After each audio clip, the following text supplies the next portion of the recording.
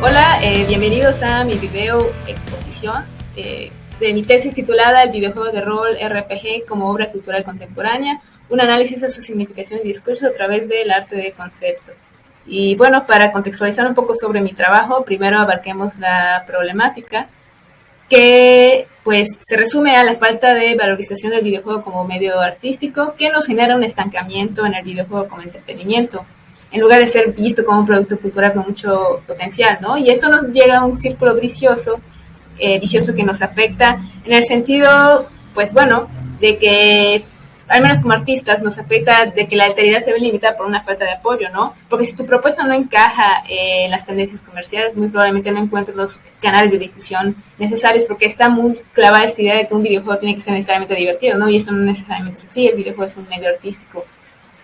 Y bueno, como pues no se suelen estudiar las otras cualidades del videojuego, no se suele difundir dichas cualidades, ¿no? No hay como un conocimiento de las personas que no están familiarizadas con el medio sobre esto y pues bueno, es un círculo vicioso y cuando el videojuego se suele apreciar como arte, se suele hacerlo como uno de sus elementos constituyentes y no como un todo. Y pues bueno, esto es parcialmente porque el videojuego es un medio nuevo y aún no encuentra como estos espacios que validen sus discursos estéticos, ¿no? Y pues es bastante grave que el videojuego se vea como, por ejemplo, es un arte, pero porque tiene buena dirección artística, ¿no? O sea, por uno de sus elementos, sino como un todo. Y bueno, esto afecta al videojuego RPG en el sentido de que pues los videojuegos de rol son un poco más de nicho que otros géneros que son más populares, ¿no? Porque son más activos, más de acción, etcétera. Entonces, si esta problemática nos afecta a todos los géneros de videojuego, un RPG, que es un juego de nicho, le afecta más. Y bueno, como busco yo resolver esto es proponiendo un trabajo donde trate de exponer las propiedades discursivas de los videojuegos de rol como arte y su trascendencia más allá del juego como el juego, es decir, no el juego por diversión, sino como un medio artístico que permita como tener un lenguaje propio y dar nuevos discursos estéticos, ¿no? Y pues bueno, para llegar a esto tuve que hacer una investigación bibliográfica para tratar de proponer una especie de teoría de análisis videolúdico o un análisis de videojuego, de la misma manera en la que realizaríamos un análisis cinematográfico o escultórico, ¿no? Y de esta manera acercar un poco más a la población general a este proceso de apreciación o de análisis del videojuego.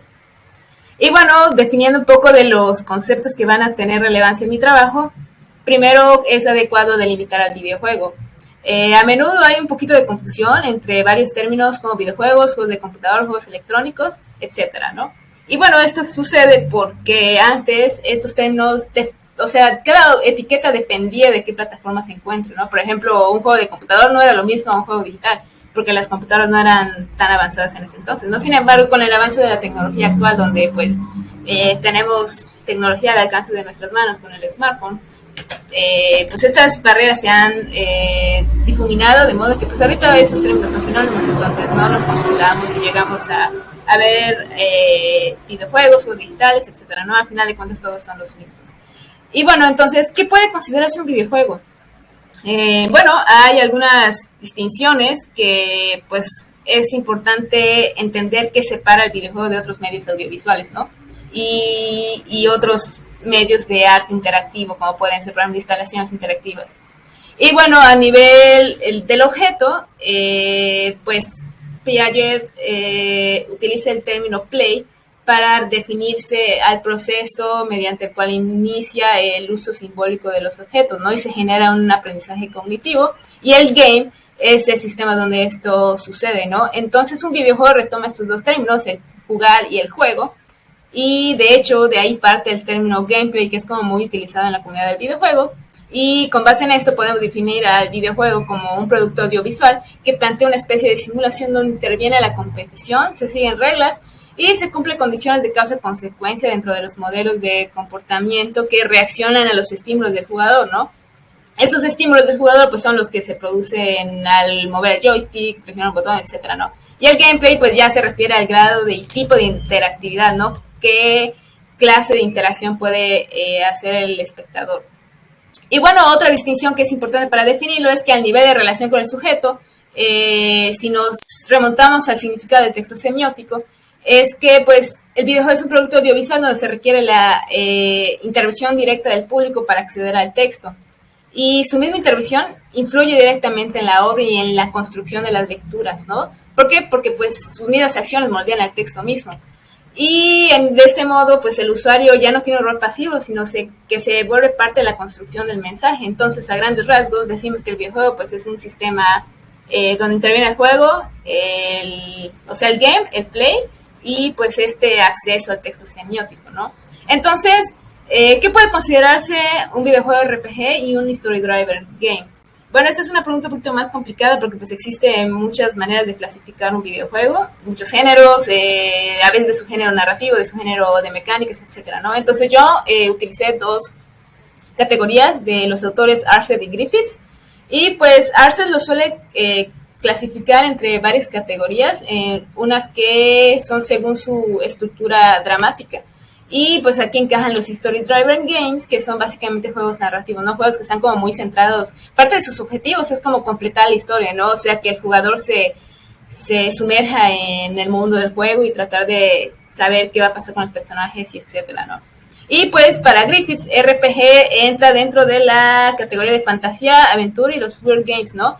En el sentido de que pues los objetivos del jugador son explorar el mundo, descubrir magia, etcétera.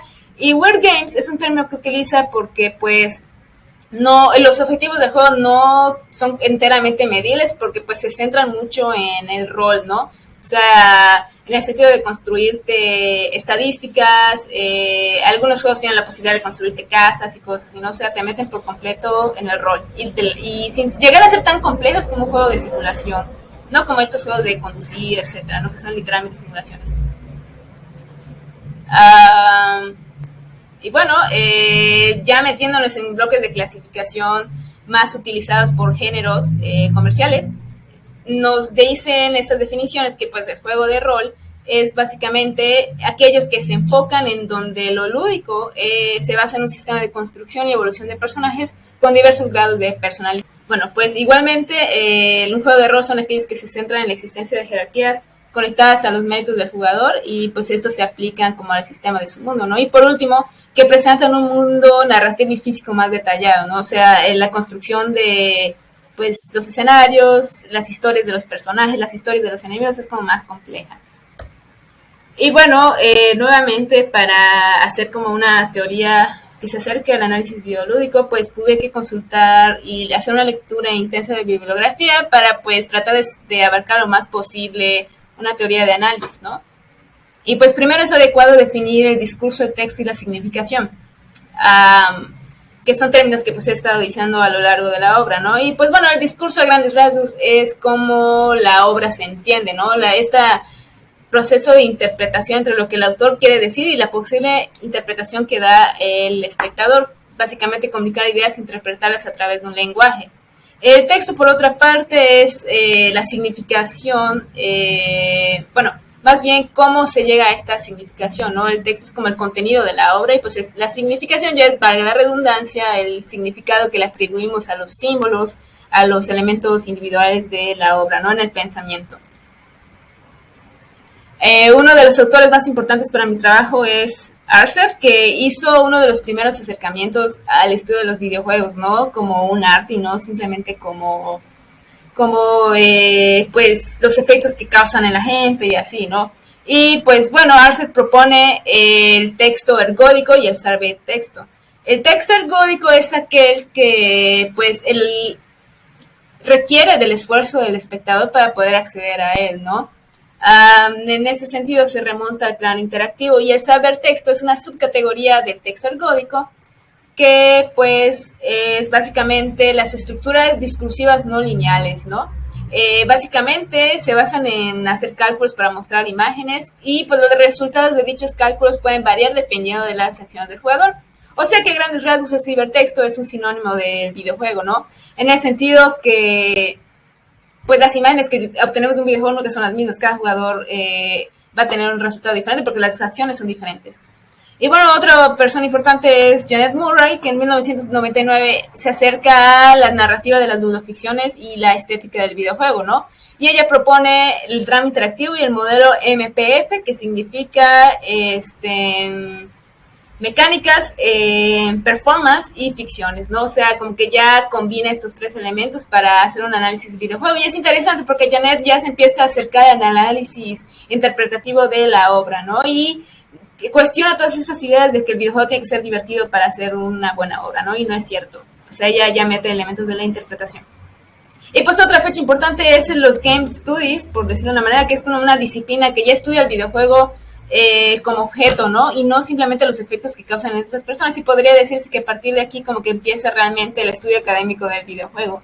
Y pues Pérez Retorre igual hace unos aportes muy útiles para mi caso de estudio, que fueron sobre el análisis del videojuego y su lenguaje de significación, ¿no? Igualmente es de los más completos, pero pues se centra mucho en el aspecto comunicativo y como que no abarcan tanto el aspecto de arte, ¿no? Entonces eso es algo que yo como que traté de complementar y pues agarrar todas estas ideas para adaptarlas ya, ¿no? A mi propia propuesta. Y en ese sentido, entrando a la parte del análisis, pues primero tenemos que acercarnos hacia un método de análisis videolúdico, ¿no? Y pues en mi propuesta teórica lo dividí en dos niveles, ¿no? El análisis del no juego y el análisis del juego. El no juego es básicamente el contexto de la obra. Lo divido en tres grandes categorías: el plano del artista, que es básicamente el contexto de los artistas que se involucraron o creadores del juego; el plano de las ideas, que es toda esta fase de concept art, bocetos iniciales, la información que te dan como que las entrevistas con desarrolladores, puede ser igual como bocetos o imágenes visuales del juego, ¿no? Claves. Y pues por último el plano del espectador, que el plano del espectador es, pues bueno, como el videojuego es un medio interactivo, es muy importante tener como un feedback de otros usuarios, de otros jugadores, porque si solo te basas en lo tuyo, pues es muy probable que te hayas perdido algo, ¿no? Porque pues las posibilidades de los juegos muchas veces son muy diferentes. Y pues puede ser que tú te pases algo por alto, entonces es importante como consultar igual las experiencias de otros usuarios, ¿no? Y bueno, en el análisis del juego en sí misma, pues nos vamos ya al clásico plano denotativo y el plano connotativo, ¿no? Que el plano denotativo pues es el lenguaje y los elementos que conforman la obra, y el connotativo pues la interpretación. Dentro del plano denotativo propuse como estos elementos que siento que son los necesarios para abarcar absolutamente todos los discursos que te puede dar una obra: el gameplay, o sea, la jugabilidad; el soporte del juego, que es básicamente cómo aprovecha el sistema en el que existe el juego, ¿no? Por ejemplo, en mi caso de estudio, hablo de un videojuego que utiliza la Nintendo DS, que tiene dos pantallas, ¿no? Entonces, en este caso, el soporte son esas dos pantallas, cómo las utiliza para su lenguaje. Otras cosas pueden ser, por ejemplo, si es un juego multijugador, cómo aprovechen su interacción, etcétera, ¿no? Los elementos audiovisuales, pues ya los clásicos que todos conocemos, y el relato y el mundo del juego, que son básicamente la historia y el mundo ficticio tal y como están, ¿no? Sin el proceso interpretativo. Y pues el connotativo, podemos analizar básicamente todos los elementos del plano denotativo, pero pues estos varían un poco, porque por ejemplo el playformance ya es como las neuronarrativas y todas las otras lecturas que el espectador puede hacer mientras interactúa con la obra.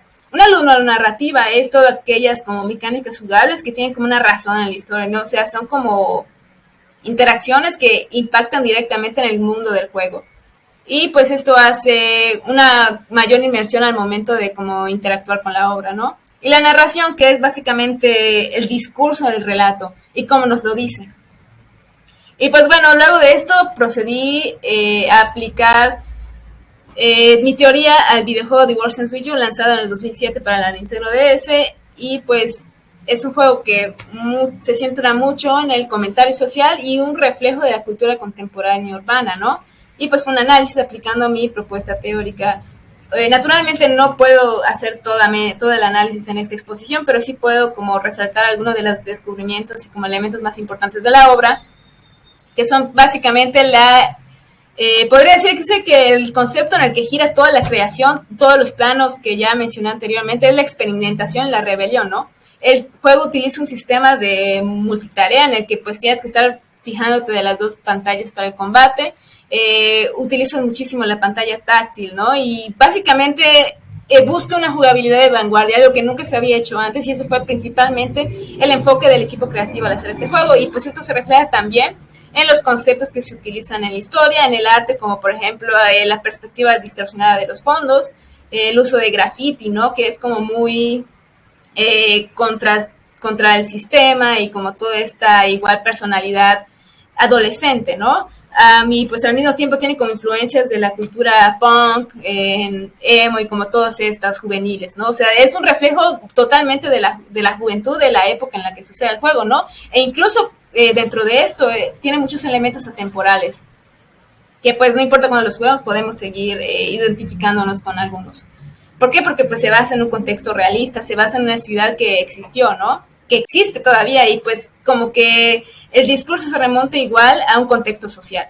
Y pues bueno, utiliza también muy importante el concepto de dualidades y paralelismos y el juego lo aprovecha utilizando el soporte de las dos pantallas, ¿no? O sea, puse esta imagen ilustrativa que pues básicamente el juego ya te ha presentado la idea de tu plano y el de tu compañero, ¿no? Y esto lo aprovecha también en cinemáticas como esta, en la que pues nos muestra la perspectiva visual de cada uno de los personajes, ¿no? Que en ese momento se están encontrando.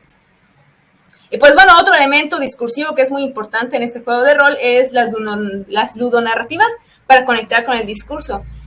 Como ya les había mencionado, en una ludonarrativa son como los elementos mecánicos que pues sirven para expresar la historia, ¿no? Y pues el juego los utiliza bastante.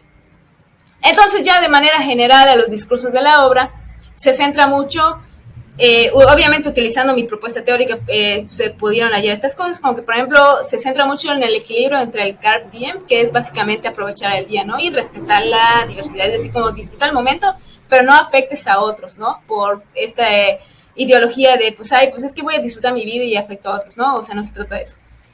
Además que igual abarca la importancia de abrirse al cambio, tanto de las ciudades, del lugar donde vives como a ti mismo.